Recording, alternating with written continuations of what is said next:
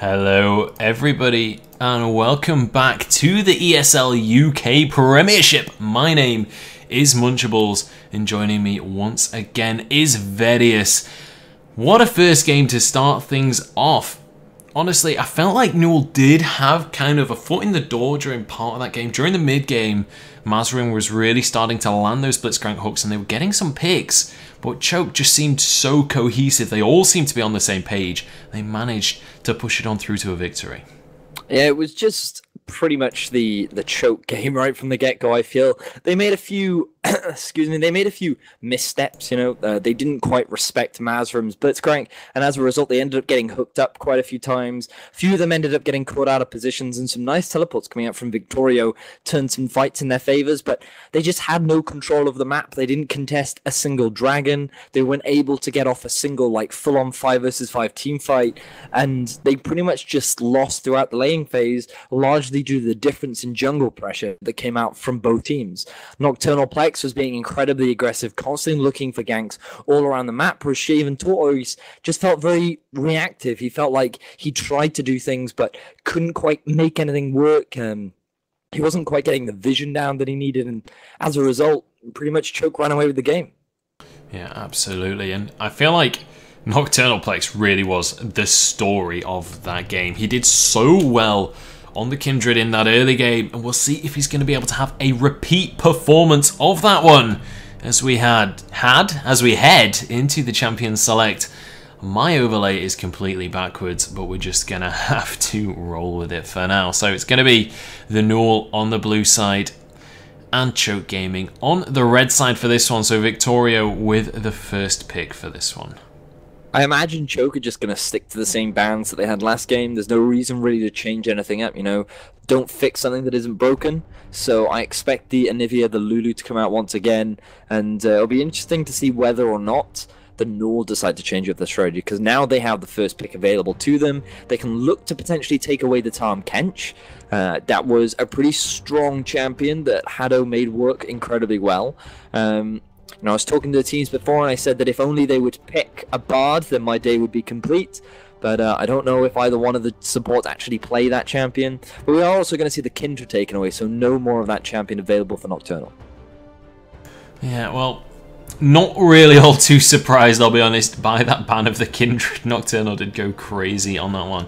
And look at these defensive mid laners being banned away here by Choke Gaming. They don't want Ray and Mort to be able to play anything that he can just casually farm up in lane. They want him to be forced onto something where Ravano is going to be able to take advantage, play those aggressive mids like the Ahri that we saw last game, and be able to take an advantage in the 1 versus 1 lane. I'm interested to see what Nocturnal Plex is going to pick up this time. Now that Kindred's banned out, there are still a lot of very strong junglers available on the board here.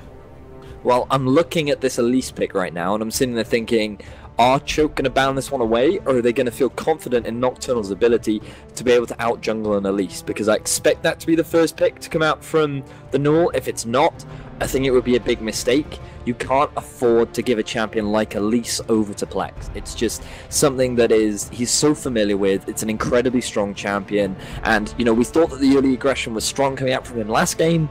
If he gets an Elise, it's going to be even worse.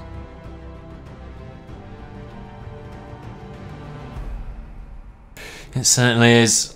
We'll see if that's going to be the case, as I'm just sorry, I'm simultaneously photoshopping overlays, well, right as now you they're do. Hovering over the Taric, so that really confuses me. I think it's a bit of a troll. I'm not convinced that they're actually going to lock in the Taric, but they're actually contemplating leaving this Elise open. I really think this is a big mistake coming out from the NUEL.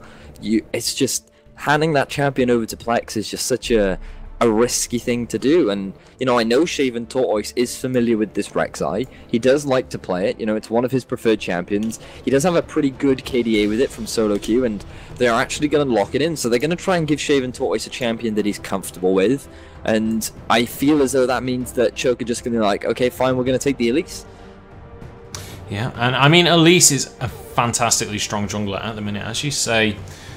Rek'Sai going to be the first pickup for the NUEL, and we'll see what they're going to be able to do with that one. Last game, there weren't really any members of NUEL that were able to get ahead in their lane. We did see Victorio getting slightly ahead, but only by sort of 20 CS, and when it came down to kills and things, it wasn't. And it is going to be a Bard locked in here for Numlocked, as well as the Elise. So one super strong pick for the jungler, and an interesting pick for the Hado. However, we have seen Hado play Bard before. He did it for me, that's why. That's my rationale. I asked if we saw Bard today, then I'd be very happy, and that is what we're going to see. Hado going to be on that champion. But it does actually mean something we completely forgot: Soraka available for Mazrim. This is one of his go-to champions. For what I've been told, he pretty much climbed the ladder maining this champion. He's so familiar with it, and it can be such a massive nuisance to deal with in lane, especially, and you know, when you're up against a Bard, I feel as though it's not going to apply that much pressure onto the Soraka. So this is definitely going to be a unique lane that I feel that we've never seen before, Soraka versus Bard. But I think, well, I want to say it's going to be an exciting one. I don't know if you can ever call a Soraka lane exciting, but hopefully Mazrim can change that up for us. In my experience, no, you can't call a Soraka lane exciting. Soraka is probably my least favorite champion. I really hate players that play Soraka. I'm sorry, Mazrim, but it's just how it is. We'll see if he can. Maybe he can change my mind. Maybe he's a super exciting Soraka player. Maybe. But maybe I'll fall asleep watching the bot lane. We'll have to find out. Jinx is going to be there as well, though. Super Mega Death Rocket always going to be fun to watch. And I'm interested to see what Choke Gaming pick up as an AD carry to try and play into this Soraka. Well, he has the pick of the litter. Many champions available to him. I imagine he's likely to go for the Tristana once again, one of his comfort champions. He could potentially go for something a little bit more utility-based in the form of Sivir, another champion that he is well known for. A while ago, Jokerism was renamed to Scuttlecrab because of how often XL used to make him play Sivir, because Sivir and Scuttlecrab are basically the same thing. But he is actually going to go for that Graves as well as the Aurelia. So I do quite like these pickups. Very aggressive pickups coming out from Choke. Yeah, not 100% sure Sivir and Scuttlecrab are quite the same. Similar. They are similar. Both pretty squishy. Both give speed buffs. That's about the only parallels I can draw, though. But as you say, Graves going to be locked in for Jokerism. Bit of an interesting pick, considering he's a super aggressive, wants to win lane AD carry. You want to burst someone down, but arguably Soraka almost counters that unless she's the target being bursted. And that's exactly what I was about to mention. I think that their target won't be draws in this matchup. They're going to be looking to shut down Mazrim as quickly as possible. Hado will likely go for that Ignite. They're going to try and look for that early level 2 start, and they're going to look to try and shut him down as quickly as possible. You know, you can already see coming out from Choke Gaming this very early game-centric composition.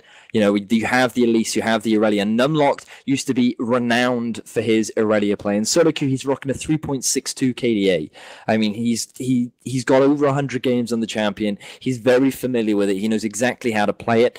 The unlucky thing for him is he is actually going to be in a counter matchup. Olaf is considered to be one of the stronger picks into Aurelia, and Victorio has been playing pretty well.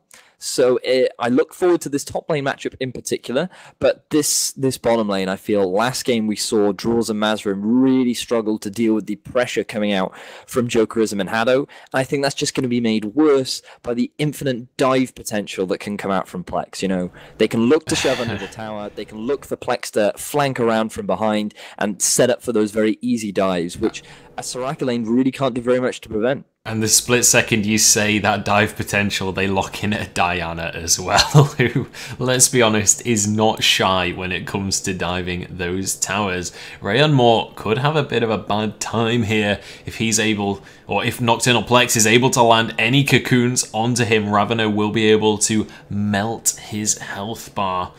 We'll see if that's going to be the case. Really interesting lane up towards the top side of the map here. Victorio versus Numlocked in an Olaf Aurelia matchup. I feel like this is Season 2 all over again. Now, this is a matchup that really, at least back in Season 2, definitely felt like a skill matchup. Both of you have a lot of true damage and both of you have a lot of all-in potential here. How do you feel this one pans out? I feel as though in terms of the 1 versus 1, it just heavily goes in the favor of Olaf. It's just, it's just the nature of the matchup, the fact that he scales so well with attack speed. That one of the big edges that an Aurelia naturally has is similar to how Nocturne has a big advantage in the fact that they have a form of crowd control that lasts long enough for them to get additional auto attacks off while you just stand there helplessly and watch yourself get mashed in the face. But that doesn't apply to Olaf because he gets those, he's immune to crowd control with that Ragnarok. And in this situation, I imagine he's going to be aiming to Ragnarok the hell out of Numlocks, because if he can get ahead in this lane, he could potentially be the saving grace for the side of the NUEL. He did play very well last game. His TPs were on point. And if he can just avoid those early ganks coming out from Plex, I think he should be able to do fine in this top lane. But just look at these two compositions, right? Orianna, very low mobility. The thing is about Orianna is when her flash is down in lane, she's incredibly easy to gank. Same for Jinx, very low mobility AD carry. It's so easy for these two champions to get locked down, especially when you're against an Aurelia, a Diana, an Elise, a Graves. There's so much threat to get onto these two champions that I feel a Soraka just isn't going to be enough peel. And I think I just feel as though Choke have come out ahead in the pick and ban phase. I don't want to count the NUEL out just yet, because I feel as though Shaven Tortoise is now on a more comfortable champion. He can look to apply a bit more early game pressure compared to what he did last game, but I still think that in terms, when it comes to these mid-game team fights, the NUEL are just going to straight up struggle against this type of composition coming out from Choke. Yeah, well, we'll see if that is going to be the case. Now, I mean, if you take a look at the NUEL lineup, as you say, let's not count them out completely. They do have a whole lot of all-in potential here with the Olaf. And, I mean, you mentioned earlier, if Victorio can get ahead in lane, he is going to be able to be sort of that hyper carry. We've seen it in the past in the LCS. I mean, Dyrus is a fantastic example when he played that Olaf top. I think, off the top of my head, I believe he got a pentakill. And you're just able to completely wipe people off the face of the map. You're unstoppable with that Ragnarok, and you can annihilate health bars. We'll see if he's going to be able to get ahead in that lane. I'm sure Nocturnal Plex is well aware of how strong Olaf can get, and may well put a lot of pressure towards that top side of the map, especially when bottom lane is against a Soraka lane. It's not going to be too much of an issue. While Soraka is a very strong laner, it's not the kind of lane that's going to kill you repeatedly. It's not the kind of lane that's going to really take that much of a lead outside of just CS. So that's not going to be too much of an issue for him. I would expect him to just sort of hang around the top side of the map for this one. Yeah, just looking at the options that Plex has available to him, and Aurelia is a relatively easy lane to gank for, and the same for the Graves Bard lane. He can easily set up. There's so much potential in both of those lanes, and the mid prior to level 6 is going to be a little bit difficult to set anything up for Ravano, simply due to the fact that he has no real way of closing the gap. Orianna can quite easily kite him around with the command dissonance. I can't imagine he's going to look for anything in the middle lane, at least until Ravano hits that level 6 mark. So, as you rightly said, top lane, bottom lane is where Plex is going to be looking to put this pressure. And, looking at, we can see the loading screen, and looking at all these champion masteries, I'm really worried for the NUEL, because I feel as though Choke have got champions that they're all very comfortable on. Yeah, and that's one of the things as well, is when we see these comfort champions coming out for these players, it can make all the difference here. Just before we head into the game though, let's make a quick shout out to our sponsors who are the reason we're able to be here today. SanDisk, AOC, Need for Seat, and Tornado Energy, as you can see on your screen. They are obviously helping us out here. And our newest sponsor there, Tornado Energy. Pretty much every expo, it feels like you can go and have a try of those all over the place at the minute. But we are going to be heading, though, into our second game of the day. The National University Esports League on the blue side this time. And they are up against Choke Gaming. But we are about to be onto the Rift. And we'll see if the National University Esports League are going to be able to get themselves a game on the board here. They have to stay in this best of 3 series. There's only one way to find out as we head onto Summoner's Rift. The thing is about the NUEL is this is a newly formed team. These were the underdogs coming into this series, and while a lot of us, I think a lot of people just in general tend to associate the NUEL with, losing. Unfortunately, I feel as though that they showed rays of hope in the last game, and I don't want to completely count them out. I want to see this potential come out from them. I want to see them bring the game to a longer point. I want them to make Choke struggle. That's what I want to see from them. I kind of expect them to lose to Choke, but I feel as though they have the potential in them to at least give Choke a tough game. And that, I think, is an achievement in itself, considering this is a brand new team. I think the NUEL want to try and build something over time. And they had a bit of a rough early half of the season, and now they're mainly fighting to keep their spot in the Premiership. They don't want to have to be relegated. They don't want to have to deal with that. They just want to prove that, look, we can hold this spot. We can come back next season strong, and we can look to have a better performance coming into next year. So, hopefully we can see that from this game. Hopefully we can just see them try and make these gods bleed. Yeah, we'll see if they're going to be able to. And I mean, we saw last game, NUEL definitely have the potential to pull themselves into this match. I mean, I mentioned already in the Champion Select, Mazrim able to land so many crucial hooks. We'll see if they're going to be able to replicate that success. This time, Mazrim going to be on Soroka. Definitely not a playmaking support, so somebody else, if they want to make those plays and get themselves some kills on the board, somebody else is going to have to be that instigator. Someone else is going to have to be the catalyst that makes that happen. And already we see the top lane jungle duo for both of these teams once again, and both bottom lanes are going to be able to get their Gromps and Krugs respectively. Yeah, this is a pretty standard double jungle start from both sides. There's no reason not to do a double jungle start. In the unlikely event of a lane swap, they can easily respond to it by doing this lane swap. As well as that, it just gives your top laner a few extra pots and gives them the early level too. So I do like this, and I also like the fact that it's being removed in the next patch. So looking forward to that. But we still have to get through this season before we get onto those. So looking at this mid lane, Ravano is going to go with this Pell Cascade in the early game to give him that shield to make the auto-attack harass coming out from Rain more a little less painful, but he's still going to be taking quite a lot of damage. And what I expect him to do is try and get a bit of early shove, and then look for a fairly early base, and then he's just going to TP back into lane with a bit of extra sustain. That's what I expect to happen from him in this early game. Yeah, absolutely. Just trying to resolve... I believe there's a couple of little frame rate issues on the stream, just trying to get those resolved for you guys as we get this game underway.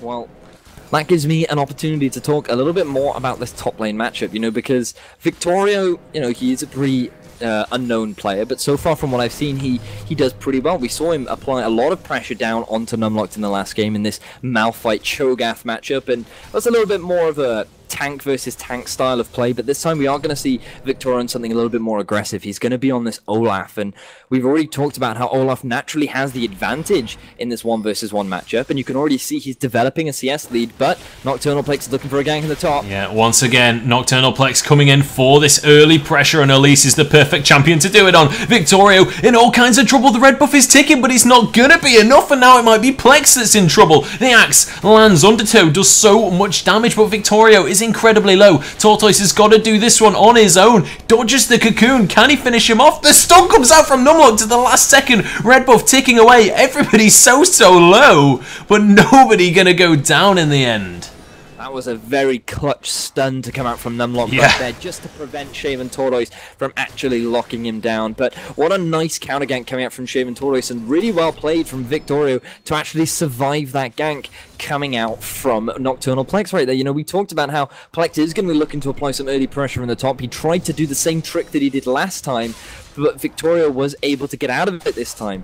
Unfortunately, he doesn't have his teleport available, so he's not going to be able to teleport back to lane, but he did a good thing of shoving the wave under tower, which means that he should be able to get back into lane just at the right time, so that he doesn't lose very much. This bot lane looking as excited as we initially expected, and pretty even so far in this early game. Yeah, what I want to see from the bottom lane is, with the... Oh, actually, no time to talk about that, is Ravano getting aggressed upon. Shaven Tortoise can't really connect too much to that one. It's going to force out the flash from the enemy Diana. But Ravano not going to be in all too much trouble. But now that the flash is down, maybe Shaven Tortoise will be able to go back around for a regank. Yeah, he could very well look for something like that. He needs to be careful, though, because the moment Victoria hits that level 6 mark, he's going to be a lot harder to deal with. So if Plex is going to be looking to set up another gank, I imagine he's going to have to do it fairly soon, especially seeing as they have the vision advantage around the top half of the map. So I say vision advantage, more like there's no vision coming out for Victorio so far. So, but already a better early game coming out for the NUEL. You know, they haven't given away first blood. The gold is still relatively even. The farm is doing a lot better. I feel as though the bottom lane of the NUEL isn't being punished as much, and you can already see more aggression coming out from Shaven Tortoise. He's actually putting his mark on the map a little bit more. He's forcing Choke to play a little bit more defensively. So already NUEL stepping things up in this second game, and I'm looking forward to seeing how the rest of the game progresses. Yeah, and we already see a couple of buys coming out from the mid laners so far. Rayon Mort using that teleport to get back into lane so he doesn't miss out on any CS, and that is going to give him an ever so slight lead here. Going for that Chalice as a first item, and it's going to be up against Raveno's Null Magic Mantle, and that's going to, by the looks of things, it'll go towards an Abyssal Scepter for the first item, so not opting to go for any CDR, just looking to get that Magic Resist, looking to get towards that Magic Pen as well. Yeah, that tells me that he's not going to go for that split push build that you often see from Diana's. If they're going towards that Nash's Tooth, it kind of suggests that they're looking to sit off in a side lane and try and draw in as much pressure as possible. But when you go for the Abyssal, I expect something like the Void, the Hourglass to come out, but Draws needs to be very careful as he takes a huge chunk of damage. But yeah, following the Abyssal, I do expect something like the Hourglass, so he can basically dive in. He can just be naturally tanky. You know, Diana has to jump on the front lines, has quite a lot of base damage, so if he gets involved in a fight, can do a lot of damage. And so if you have these additional base stats to back you up, then it just makes you a very annoyingly difficult assassin. So that is something that I expect to see coming out from Raveno, but if he gets a little bit ahead, I wouldn't be surprised to see something more aggressive, maybe even a death cap. Look at this pressure that the Choke Gaming bottom lane is able to put out here. Draws keeps on getting caught out by the Haddo's stuns, and every single time Jokerism is in a fantastic position to just throw out that damage, hit him with the buckshot, and just chunk down that health bar. And Mazrim, he may be on Soroka, but Soccer ain't that useful if you're having to channel all of your health into the AD carry. It just means that slowly but surely you are going to be forced out of lane, even with that sustain. And we'll see if this is going to continue or whether Draws is going to be able to dodge away from those stuns and maybe get themselves a bit of pressure of their own. But as I say that, gets caught out again, takes another chunk of damage. And it's Mazrim's health bar that suffers each time these trades happen. Yeah, it really is. You know, you have to use your own health to give health back to your teammate, and because he isn't quite able to land those Starfalls, he doesn't get any of his own HP back. And to be honest, I felt like Jokerism was actually looking to go all in there, and I think he maybe even wanted to get his ultimate off onto Mazrim, but because I'm not entirely sure if he had enough mana as a result, because it looked like he was in a prime position to set that one up, but he decided not to go for it. He is going to force them back. He's going to have enough gold to be able to pick himself up his BF sword, and that means he's going to be in a slightly more lethal position, but Draws is able to do the same. So while there is a slight CS difference between the two, I think he's going to be quite happy with that.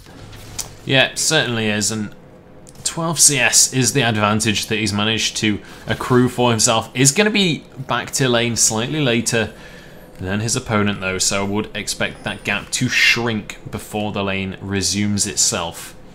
And now let's take a look over towards the mid lane as well. CS incredibly even here, and Raveno doing a fantastic job to stay very high in HP here. Shaven Tortoise going to try and make a change to that as he flashes for the stun. The shockwave doesn't land though. Raveno with a beautiful Lunar Rush. Is he going to be able to get the kill? No is the answer. Shaven Tortoise picks up the first blood. Really nice flash comes out from Rayon Mort, and that is going to be first blood for the NUEL, and they walk away with no return from Choke. Yeah, they screw up the shockwave just a little bit, but Raveno decides that he can go for that kill. He feels like he has enough damage to be able to bring Rayon Mort down, even if he loses his own life. I mean, being able to get the first blood in a 2 versus 1 scenario would have been worth it, but I feel like that was a very greedy decision coming out from Raveno. He didn't need to take that risk, and because he did, he ends up giving first blood over to Shaven Tortoise. So this is a big pickup for the NUEL, and it's nice to see them getting this early advantage. Now it's a matter of how they can capitalize off of this. It's Shaven Tortoise to have the first impact on the map. We were talking about the influence of these junglers this game. Can Shaven Tortoise replicate that up in the top lane? Well, he's looking to do so. Teleport immediately channeled by Ravano, though. And it is going to go all the way through. But Crescent Strike isn't going to be able to find its target. And that means that the fight is just going to be diffused immediately. And now Ray and Mort trying to shove in this mid lane as fast as possible. Trying to punish Ravano for that teleport up to the top lane. Yeah, and, you know, with that teleport down, it means that if Ray and Mort can force Ravano out of lane, puts him in a difficult scenario, but Ravano going in. Yeah, Ray and Mort in all kinds of trouble right now as Plex is on the scene. He's looking for the cocoon. It doesn't find its target, but that's not going to matter as Ravano dashes on in. Plex is going to pick up the kill with the volatile Spiderling, and that's going to make the score 1-1 with a 500 gold lead for Choke.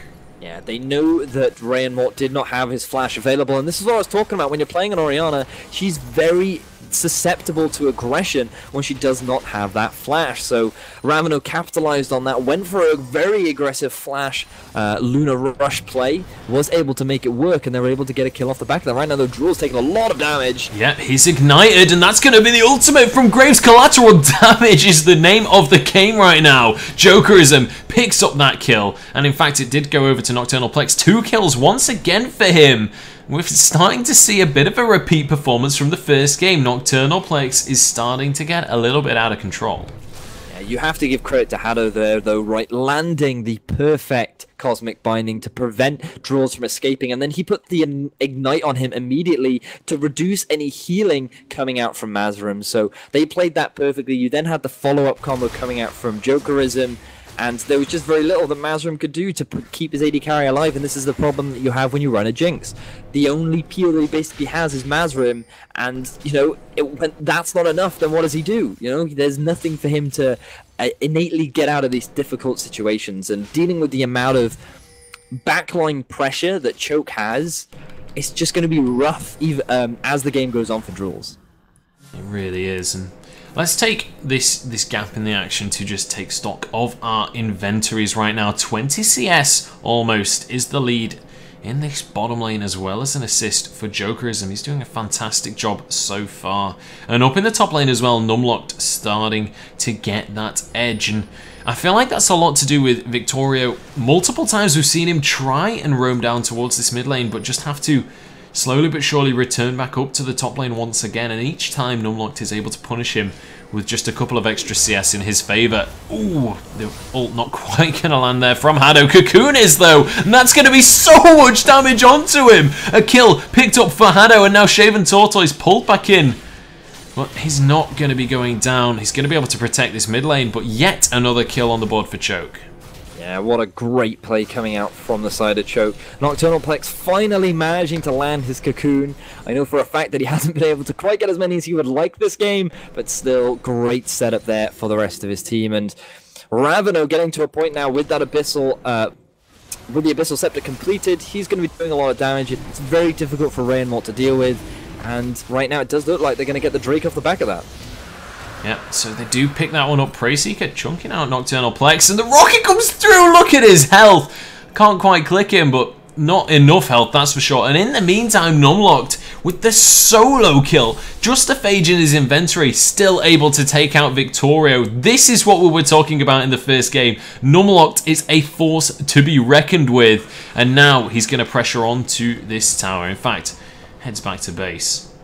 Yeah, right there, I was able to actually watch that 1 versus 1. It was basically Victorio deciding, I can take this trade, but it was just Numlock just playing very, very smart about how he used his abilities. He was making sure that he got as much heal as possible off the rest of the minion wave that had just come in to the lane. So he was basically out-sustaining Victorio, and because of the damage he had from his 10-star and saving his Blade Rush to the very end, he was able to straight up outplay Victorio. And this, exactly as you said, this threat coming out from Numlock is something that Victorio didn't really respect, and he ended up losing his life. So right now, NUEL, while they did have a relatively good start, are quite on the back foot right now. Yeah, the Flash Cocoon not quite going to land from Plex, but it isn't going to be, it doesn't matter at all. Jokerism picks himself up, the double kill, just wiped Mazrim off of the map right there with the collateral damage.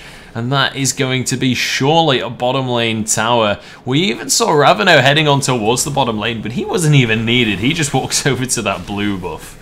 Yeah, well, that was a great play coming out from Jokerism. This is the thing, as a Soraka player, that you need to be mindful of, you know? If you're trying to do your best to keep the AD carry alive, and when you have Plex and Hado concentrating their focus onto draws, you tend not to notice the fact that Jokerism's sitting there going, yeah, I don't care about the AD carry, I'm all about killing you, and speaking of killing you, Numlock are looking for more damage onto Victorio. It certainly is. Victorio is going to be able to walk away with his life this time.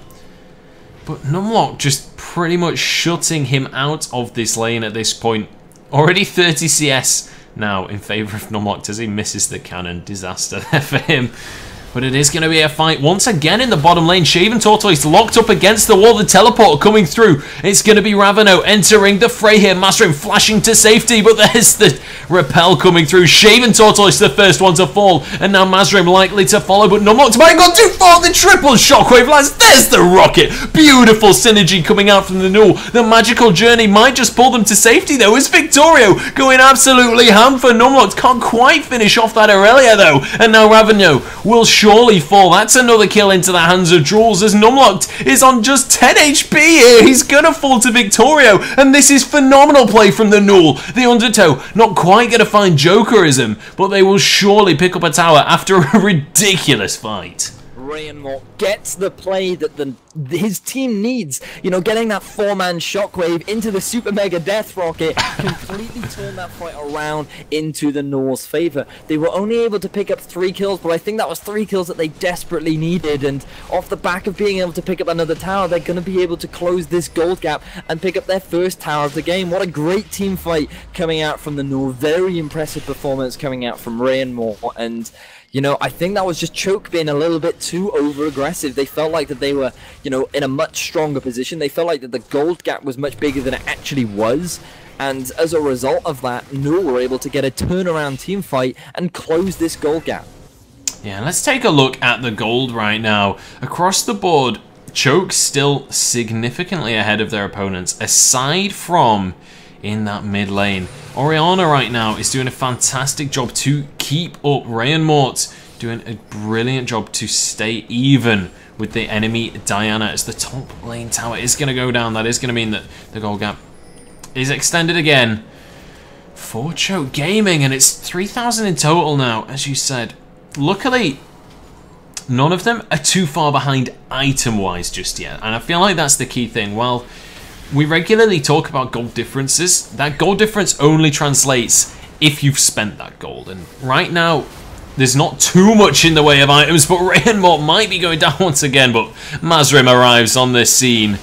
The Unicorn Ambulance unit is on the case, and he's going to keep Rayenmort alive.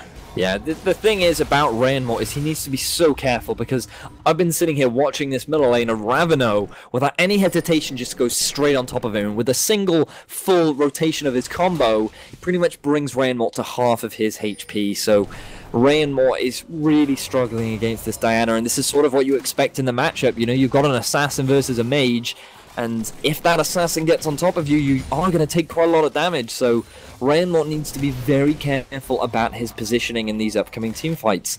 If he doesn't quite get to the right spot, if he's just even slightly out of position, then things can turn around very quickly for for Choke Gaming. So right now the game is a little bit closer. This is what I wanted to see from the NUEL. You know, they are putting up a much better fight this game compared to the last game. Now it's just a matter of what they do from this point on. They need to be very careful, because Raveno is starting to hit his item spikes. We've already got the Trinity Force coming out from Numlock, so he's going to be doing a crazy amount of damage. I feel like they should wait for Rayenmort to complete his death cap before they look for more fights. They want draws to finish his Static Shiv, the death cap to be completed on Rayenmort, and maybe Victoria to pick up a tanky item. Once they get those, then they should start looking for these team fights, because right now I just feel like that without those major items, they're just going to keep losing. So they need to be patient, they need to wait, and they need to try and get those major items completed. Okay, so let's quickly talk win conditions right now. Choke Gaming already with a lead in their pockets, a relatively significant lead as well at 19 minutes. What do they need to do right now to keep this lead and start to push this towards a victory? Fight. They basically need to keep fighting, because their comp is all about skirmishing. You know, they have these champions that work really well in the 2 versus 2, the 3 versus 3. They want to try and split the NUEL up. They want to try and draw them towards these different lanes, try and split up their pressure, and force the NUEL to play around them. You know, the Dragon is available. That is something that Choke could look to set up. They have so much damage coming out from all of their major members, and it's just something that they need to do. They need to look for these fights now, when their team has hit a power spike.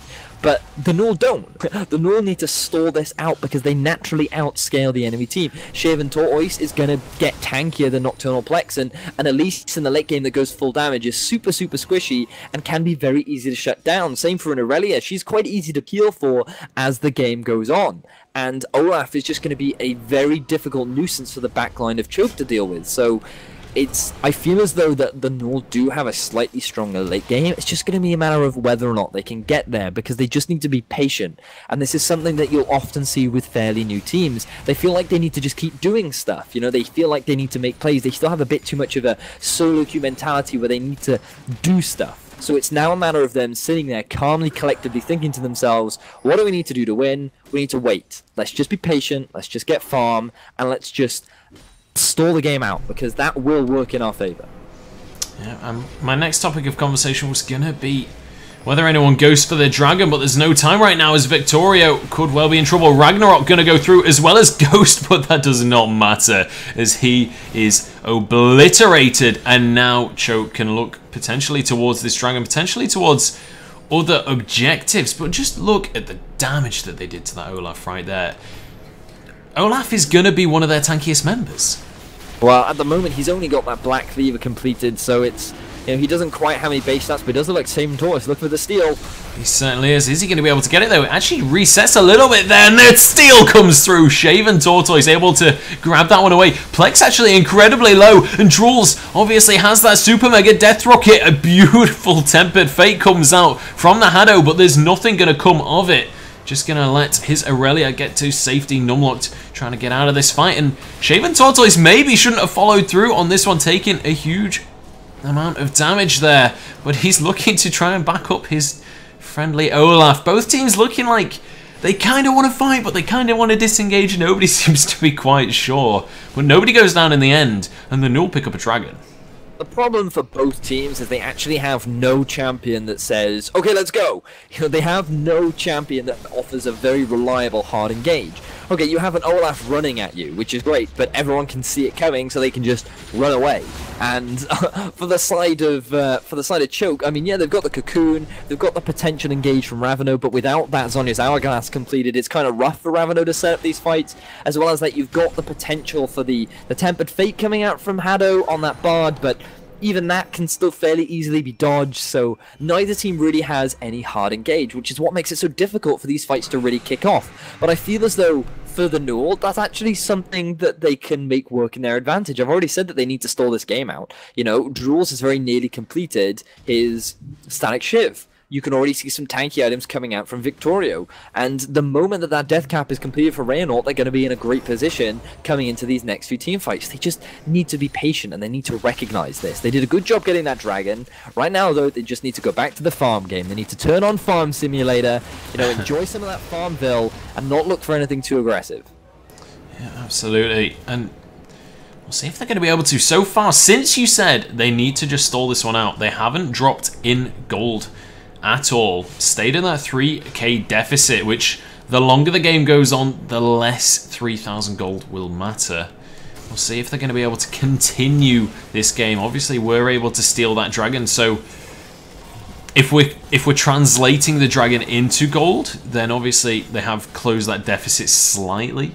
But we'll see. One Dragon apiece.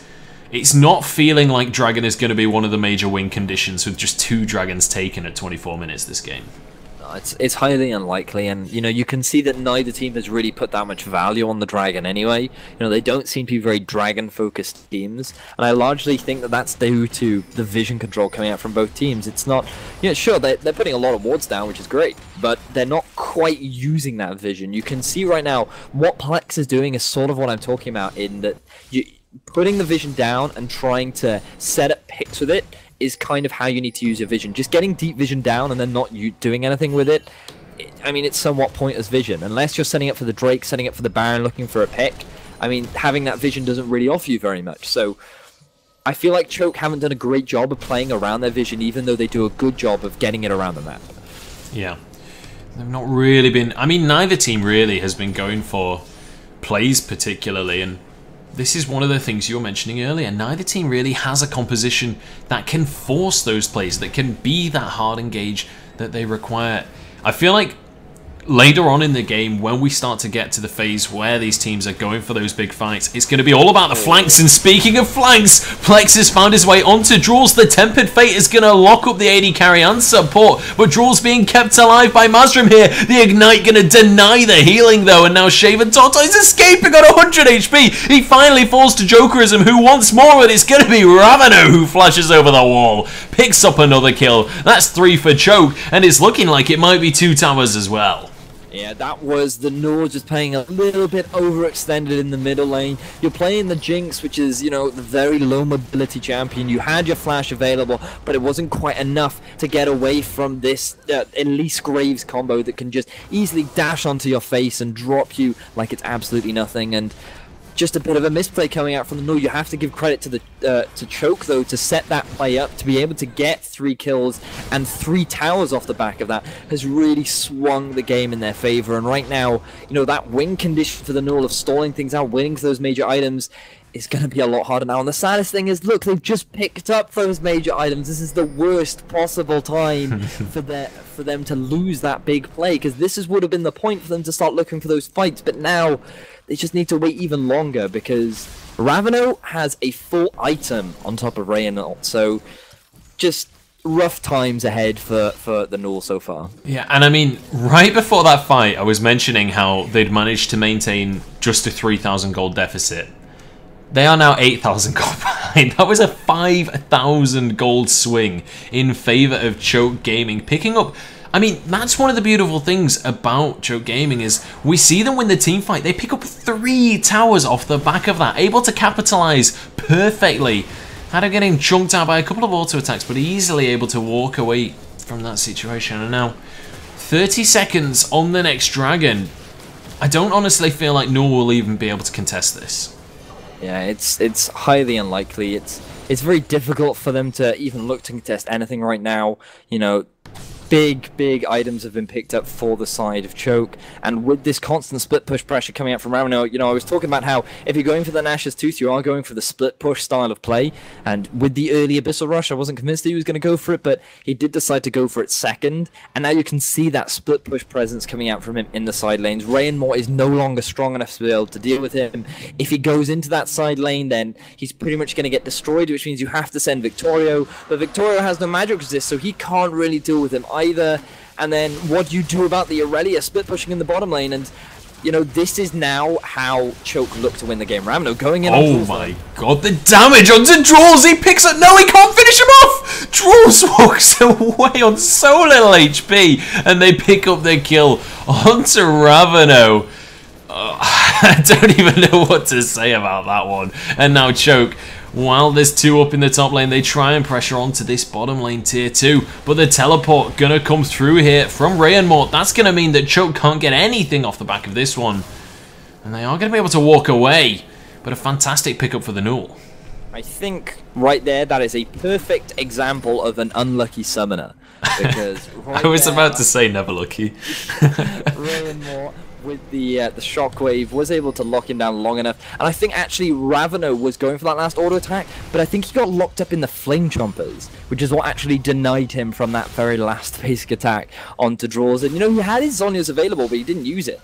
Maybe I think he was looking to try and get the kill, and then he was going to Zhonya's, wait for his rotation to come back up, and then turn onto Rayenmore. But you know, even though he misplayed, and even though he ended up losing his life, the amount of damage coming out from Ravano was absolutely ridiculous right there. And it does look like he's actually working towards a Void Staff as well, which is going to make the NUEL's life even harder from this point on. And as you say, really not an easy journey for the NUEL here. They are 1 game away from losing this series. Choke already 1-0 up, and they might just be looking to turn this one into a victory. 8,000 gold ahead at just 30 minutes into the game.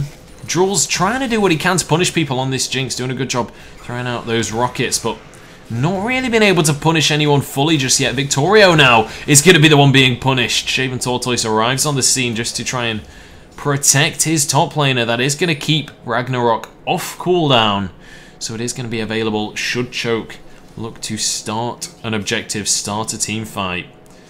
But there comes the split push once again. Ravano has been on these side lanes all game long, just pressuring. And it's been so effective. And now Ray and Mort being feeling the pressure. Look at the damage! Numlocked playing Assassin Irelia. What on earth was that? Yeah, this is something that the NUEL just weren't respecting. You know, the fact that Victorious has been able to hold his own, you know, like not die against Numlocked, is just, oh no, they haven't respected it. Draws is probably going to die. Oh god, not another one. Numlocked is going so aggressive. There is a Soroka there though. He gets knocked up and now he might just be going down. The rocket is available but choose not to even use it. They pick up a kill onto the top laner, but they are going to trade it straight across for a Baron. In the meantime, Ravano just casually strolling around the jungle, taking camps here. Red buff just spawned as he leaves, but a 1-for-1 trade if you include Ray and Mort as well in that one. But the Baron buff is going to be so crucial here, especially with the split push style that Choke have been running. Yeah, I feel as though it's just Numlock being a little bit too over-aggressive there. He felt like that he could basically fight the entire world. You know, with that Sterix gauge that he's actually picked up, makes it even harder for him to actually die. And it's just unfortunate for Numlock that he got a bit too big for his boots there, I feel. But nevertheless, Choke were able to capitalize off of that, and they did get a Baron for free. So that's going to extend their gold lead even more, and now they're in a great position to really maximize this split push pressure coming out from Ravana. Yeah, he's pushing out that bottom lane. Everybody from NUEL has to react to this.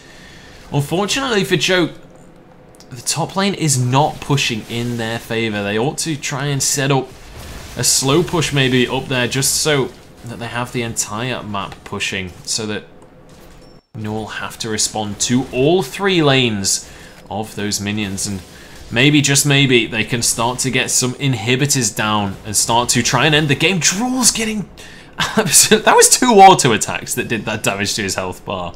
Mazrim going to be topping him up. Look at the cooldown. That is disgusting. Well, Jokerism joining this team, you know, from XL Esports, wanted to show that he can play with the top 4, and what he's seen is the top 4 like to play aggressive, so he decided to repeat that by diving onto Draws right there, even into 3 opponents, and being like, yeah, I can play aggressive too. Yeah. And, basically chunking Draws out of lane very quickly. Nice playstyle coming out from Jokerism so far, and right now, Choke setting up this 1-3-1 split push makes it very difficult for the NUEL to deal with. You know, they have to completely separate out their resources, and we've already seen that NUEL lose the 3 versus 3, and it's simply just a matter of time right now. All Choke need to do is patiently play the waiting game and allow Numlock and Ravano to do what they do and try and force the NUEL out of lane, take these towers, and look to try and end the game. Well, they're doing a good job of it so far. But the NUEL doing a relatively good job of defending this as well. Ravano finally starting to make a dent though. That tower up in the top lane down to half HP. And as people go to respond to that, immediately the middle tower is going to be pressured. We immediately see Ray and Mort heading on up. Oh, nice flash from Jokerism to dodge away from the Flame Chompers. Tempered Fate going to deny the engage. The tower is going to go down to this kind of minion. No, it changes targets at the last second, but Shaven Tortoise getting chunked out here. This Mazrim Soroka has been doing so much, but Ravano is trying to make a difference to that one. Has to flash over the wall to safety, but the tower finally going to go down. And in the meantime, Numlock goes in onto Ray and Mort. Can he finish off the Orianna? He's out of range of the Blade Surge, but he jumps to a minion and finishes him off. And now he jumps back to safety. Numlocked all over the shop here on the Aurelia. There goes an inhibitor in the mid lane, and Trolls is caught by the cocoon. He's taken off the face of the map. So is Tortoise, and Victorio will follow shortly. That's another kill for Plex as Jokerism picks up the double. And by the looks of things, this is going to be the game. Going over to Choke Gaming. A 2-0 victory as Mazrim is killed on the fountain. Jokerism is not messing around. He's found his new team and he seems more than happy. 7-0-5 score for him at the end of this game. And Choke Gaming walk away with a 2-0 victory. What a dominant performance coming out from Choke that game. You know, it looked like that the NUEL were showing signs of life. You know, they were doing a good job. It felt like that they identified their win conditions. They were stalling the game out, and they just knew that they needed to wait for their major items to be completed before they look for a fight. But then they just overextend even slightly in the middle lane, and then Choke suddenly turn on, you know, they say the go, they look for the play, they make it work for them, and they pick off 3 towers in one go. And once they picked up those 3 towers, no longer could NUEL set up for the stall. It was just a great play coming out from Choke, and just an ever so slight misplay coming out from the NUEL. It was very unfortunate coming out from them. I mean, they did a relatively decent job. You know, Choke is one of the top 3 teams in the UK, so to be able to get this far, you know, I wanted them to try and force Choke's hand, and I feel like they did in this game. I feel like they did force Choke to really play out all the stops to beat them. But, you know, watching that Numlock play down in the bottom lane, his mastery over Aurelia really shows why you can't afford to give him champions like that. Yeah, you really can't. And I mean, Aurelia is a champion that all of the top laners in the UK love to play. I mean, Tundra has a ridiculous competitive like tournament game win record on Aurelia. I believe it's like 24-1 off the top of my, something ridiculously high. And Numlocked, you can see, obviously has a ridiculous mastery of that champion as well. So phenomenal play from Choke Gaming, winning this one 2-0 for themselves. And the NUEL, unfortunately, with a 4th loss on the board now. Not a fantastic debut for their new lineup, but I do feel like the second game, multiple members from the NUEL did step up. Drools was doing a good job to try and poke people out on that Jinx, and as well, Shaven Tortoise did such a good job in the early game to pressure around the map, not to just be bullied by Plex like he was in the first game. Yeah, he really did step up his game. You could really show that he was a lot more comfortable on the champion than he was on the Gragas, but unfortunately it just wasn't quite enough. He wasn't quite able to set what his team up needed, and wow, that was pretty bad English, but nevertheless, like, well, it was better. But you know, like, having spoken to some of the, you know, I'd spoken to the coach, Frozen Dawn, from these guys. You know, I think that they sort of expected this result. They wanted to do their best, and they wanted to show that they could put up a good fight. But, you know, trying to take down one of the top 3 teams after just being newly formed was quite a big expectation. So while the guys did their very best, I think right now their main aim is to hold their Premiership spot. They want to be able to take games off XL, off Pariah, off TCA, and, you know, I believe these are the last teams they have left to play. If they can just take games off of them and hold their ESL Premiership spot, then they want to come back next year. They want to show that they can improve, and they want to develop in the next Premiership. So I think that's an achievable goal for these guys. I think that there is a lot of talent available to them. But, you know, we can't take away from Choke's dominant performance. They're also running a brand new lineup. Ravano, you know, while he is a good mid laner, he's still quite yet to impress me. I feel like he has a lot of potential, but there's still more for him to show. I think that he hasn't quite been up to scratch, but, you know, the return of Numlocked, the addition of Jokerism really shows that these guys are still one of the top 3 contenders in the UK. Yeah, they certainly are, and we'll see if they can continue to be in these next upcoming couple of weeks, and we'll see who's going to be able to take those all-important seedings as we head off to playoffs. We are going to head into a short break, though, but do not go anywhere, because up next we have FM Esports up against Excel Esports. Now, everybody's been sort of whispering that Excel are kind of the dark horse of those bottom 4 teams. We'll see if we get an upset, because FM Esports have got a brand new roster. Tundra moved down to the support position, but we'll talk to you guys about that after this break.